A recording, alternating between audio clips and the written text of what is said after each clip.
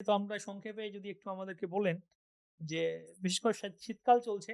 আমাদের মনে হয় এই বিষয় নিয়ে পরবর্তীতেও শুনতে হবে আপনার কাছ থেকে অন্যান্য এপিসোডে। তো এই শীতকালে যদি কিছু টিপস আমাদেরকে দেন, কিভাবে যাদের ঠান্ডার সমস্যা আছে, ঠান্ডা লেগে যায়, রোগ হয়ে যায়, কি রোগ বেশি হয়? আর কি সাধারণ আ রেমেডিস বলবো বা প্রতিরোধ প্রিভেনশন কি নিয়ম করা উচিত? বিশেষ করে বলব মানে বয়স্ক মানুষদের ক্ষেত্রে এবং শিশুদের ক্ষেত্রে যাদের রোগ প্রতিরোধ ক্ষমতাটা কম, হুম, যেটা নিয়ে এখন আধুনিক ব্যাধি মানে রমরম করে চলছে, অতিরিক্ত অ্যান্টিবায়োটিকের যে ইউজ বা ইয়ে, সেইগুলোকে প্রতিরোধ করতে চাইলে এই শীতকালে আমাদের অবশ্যই কিছু টিপস মেনে চলতে হবে। যেমন বয়স্কদের ক্ষেত্রে একটু উষ্ণ জল পান করা, গরম জল। হ্যাঁ, মিশিয়ে, খুব গরম জল নয়, হুম, একটু মিশিয়ে জল পান করা। এবং আহার যেরকমই করুক সেটা কিন্তু সন্ধ্যের পর বেশি রাত্রে না না করা। বেশি শীতকালে রাত্রে না। না, সূর্যাস্তের আগে যদি সম্ভব নাও হয়, সবার ক্ষেত্রে হয় না, সূর্যাস্তের পরে যত তাড়াতাড়ি সম্ভব মোটামুটি সেটা, ৬টা-৭টা। হ্যাঁ, ৬টা-৭টার মধ্যে অবশ্যই করে ৭টার নেওয়া মধ্যে। উচিত। যাতে করে আমরা যখন শুতে যাব তখন কিন্তু আহারের একটা বড় অংশ আমাদের পাচন ক্রিয়াটা প্রায় সমাপ্ত হয়ে যাবে। আমরা হালকা শরীরে শুতে যাব। অনেকেই শুনে বলেন যে রাত্রিরে তো খিদে পেয়ে যাবে। হুম, তো রাত্রিরে খিদে পেলেও সেই, মহারাজ একটু আগে আপনিও বললেন, এই যে সাধনা, আপনাদের টপিক যে স্বাস্থ্য এবং সাধনা। তো আমাদের যদি এই দুটো জিনিসকে ব্যালেন্স রাখতে হয় তাহলে আহার খুব হালকা এবং খুব তাড়াতাড়ি। শীতকালে উল্টোটা হয়, আমরা মুখরোচক খেতে পছন্দ করি। যেহেতু অগ্নিবল আমরা বললাম, এরপরে দর্শকরা হয়তো খুব উৎসাহিত হয়ে, হ্যাঁ, সব রকম খেতে আরম্ভ করবেন। যেটাই খান তাড়াতাড়ি খান। এটা সবথেকে বড় টিপস। আর মানে যে পেশেন্ট আমরা প্রায় প্রতিদিন পাচ্ছি, একটা হর্সের উপর ভিডিও আমরা কিছুদিন আগে করেছি। পাইলসের পেশেন্টরা জল কিন্তু শীতকালে আমরা কম খাই। দেখবেন জলের টান নেই, এত ঘাম হয় না, এই যে আমরা স্টুডিওতে বসে আছি সোয়েটার পরে, কোনো গরম হুম, করছে না। হুম, তার ফলে জল খাওয়াটাই আমরা ভুলে যাই। আর জল পর্যাপ্ত পরিমাণে না খেলে শরীর শুকনো হয়ে যাবে এবং শরীরের সেই পর্যাপ্ত এই জল আপনার কথা শুনে জল খাওয়া শুরু করেছি। আমরা খেয়াল করলেন কিনা জানি না, আমি তো ৩-৪ বার আমার এক ঢোক করে খাওয়া হয়ে গেছে। তো জল যদি প্রচুর পরিমাণে খাই, শরীরে জলের ঘাটতি বিরাট করে দেখা যায় এই শীতকালে। তার থেকে কনস্টিপেশন, তার থেকে সমস্ত রকমের পেটের যে সমস্যাগুলো।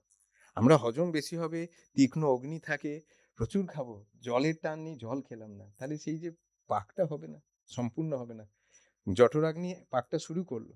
তারপরে যে ১ ঘন্টা পরে যে জলটা দিয়ে, সেটা আমাদের ফ্রিকোয়েন্টলি সারাদিনে জল খেতে হবে এবং ঘুম থেকে ওঠার পর ৫০০, ৭৫০ বা তার বেশি ১ লিটার পর্যন্ত জল পান করা উচিত।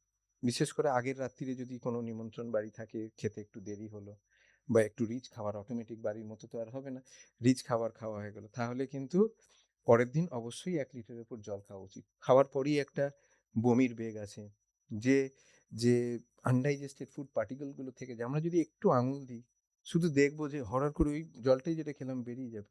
তার সঙ্গে দেখুন কি মানে বেসিনে কি ভাসছে, সব আনডাইজেস্টেড ফুড পার্টিকেল। আর এই অপক্ষ অন্নরস, এই অন্নটা গিয়ে আমাদের সৃষ্টি করে। আমবাত থেকে আরম্ভ করে পেটের বিভিন্ন রোগ নিয়ে হয়। তো আমি দর্শক বন্ধুদের কাছে এটা অনুরোধ করব যে শীতকাল মানে জলের টান নেই, জলের তৃষ্ণা নেই, আপনারা জল বেশি করে খান। অন্তত ২.৫ থেকে ৩ লিটার অবশ্যই খেতে হবে। তার মধ্যে সকালবেলা এই যে মলের বেগ আসে না, আমরা শৌচকর্ম করতে যাবো, বেগই নেই, তো আসছে না। কি করে আসবে? জল সারাদিনে কম খেয়েছেন। উঠেই জলের ক্ষেত্রে আরেকটা যদি কিছু এরকম বলেন, এরকম কিছু টিপস আছে কিনা? কখনো কখনো দেখি আমি কেউ জলে কিছু একটা ভিজিয়ে রাখে, রাতে সকালে খেলো, হুম, কেউ শশা ভিজিয়ে রাখে, এটাকে নাকি অ্যালকালাইন ওয়াটার, এই ধরনের কিছু আছে একটু কিছু। কাত আমরা বানিয়ে খেতে পারি। এই শীতকালের জন্য যখন বলছেন, আমরা মানে বাড়িতে তৈরি করতে পারি। রাতে কিছু ভিজিয়ে না রেখে, যাদের ধরুন শরীর গরম হয়ে যাওয়ার একটা প্রবণতা আছে বা পিত্তে দিয়ে সবসময় সারা বছরই বেশি থাকে, তাদের ক্ষেত্রে বললাম মেথিটা ভিজিয়ে রাখুন। রাত্রে আখ বেলা মেথি ভিজিয়ে মেথি রাখে ভিজিয়ে আর ওই রাখুন। জলটাই খাবে সকালে। ওইটা ভালো করে গুলে নিয়ে একটু আখের গুড় দিয়ে খান। কারণ পেট গরম হয়ে যায় মানে শীতকালে বেশি। খেয়ে দেয়ে আমরা লেপ কম্বল চাপা দিয়ে সারা রাত ঘুমোচ্ছি, শরীর গরম হয়ে যাচ্ছে। ঠিক আছে? সকালে উঠে একটু আখের গুড় দিয়ে ওই ইয়েটা খেলে পেট ঠান্ডা থাকবে। শীতকালে গুড়ও পাওয়া যায় অনেক। হ্যাঁ, খেজুরের গুড়। দেখুন একদম কত খেজুরের গুড় হবে রকমের না? গুড় ইয়ে খেজুরের থাকে। গুড় হবে? হ্যাঁ, খেজুরের গুড়ও খেতে পারেন। আখের গুড়টা শরীর ঠান্ডা রাখার জন্য বলি, পিত্ত কম করানোর জন্য বলি। খেজুরের গুড় খান, খুবই উপকারী।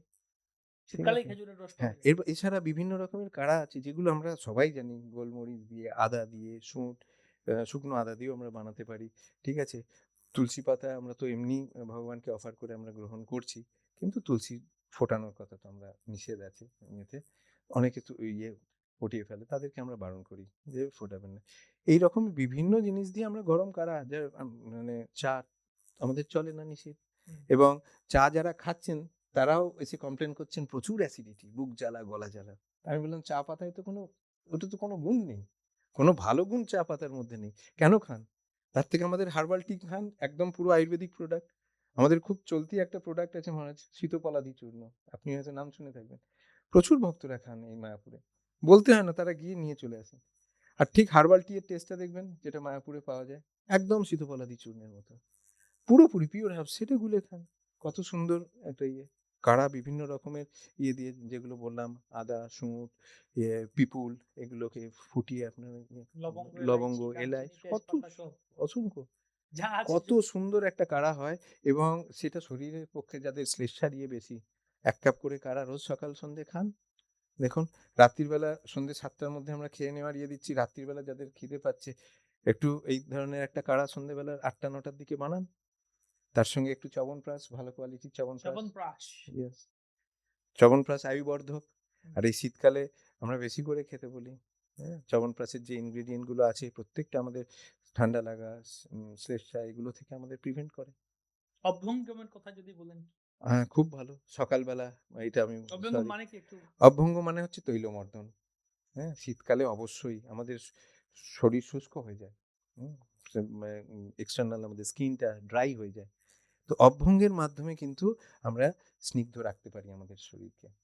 এবং প্রতিদিন স্নানের 1 ঘন্টা আগে আমরা যদি ভালো করে অভ্যঙ্গ মানে তৈলমর্দন করতে পারি, ভক্তরা তো সকালবেলা স্নান করেন মঙ্গল আরতির সময়, ঠিক আছে। ভক্তরা আবার দ্বিতীয়বারও স্নান করে দিনের বেলা। দিনের বেলা। দুপুরের যে স্নানটা করছেন তার আগে 10টা-11টার দিকে ভালো করে তৈলমর্দন হলো, দলাই মলাই করে একটু রোদে সানবাত হলো, হুম, হুম। দিয়ে এবার 1 ঘন্টা পরে স্নান। যদিও অত সময় থাকে না সানবাত নেওয়ার মতো, কিন্তু অভ্যঙ্গটা নেওয়া যেতে পারে, খুবই উপকারী শীতকালের পক্ষে। তার মানে শীতকালে যেটা বললে একটু মধু খাওয়া যেতে পারে। মধু শরীর গরম রাখবে। হ্যাঁ, আর শীতের পিঠা তো আছেই। আছে। মধু আছে, গুড় আছে, আর ওই কাড়া খেতে পারি আমরা, আদা দিয়ে এগুলো দিয়ে কাড়া খেতে পারি, গোলমরিচ, গোলমরিচ তেজপাতা, দিয়ে অভ্যঙ্গম করতে পারি। হুম, এগুলো হচ্ছে শীতের টোটকা। শীতের টোটকা। আচ্ছা, তারপরে গরম এলে আবার গরমের দিনে প্রভুকে ডেকে আমরা শুনবো। তো প্রভু যদি আমরা দেখি প্রভুপাদও করতেন, উনি প্রতিদিন মাসাজ আমরা করতেন। ছবি দেখেছি হ্যাঁ, ছাদে প্রভুপাদ প্রভুপাদের মাসাজ থেকে করতেন, নিচ্ছেন, হ্যাঁ। নিয়মিত মর্নিং ওয়াক এবং মাসাজ ওনার একদম ডেইলি রুটিন মধ্যে ছিল।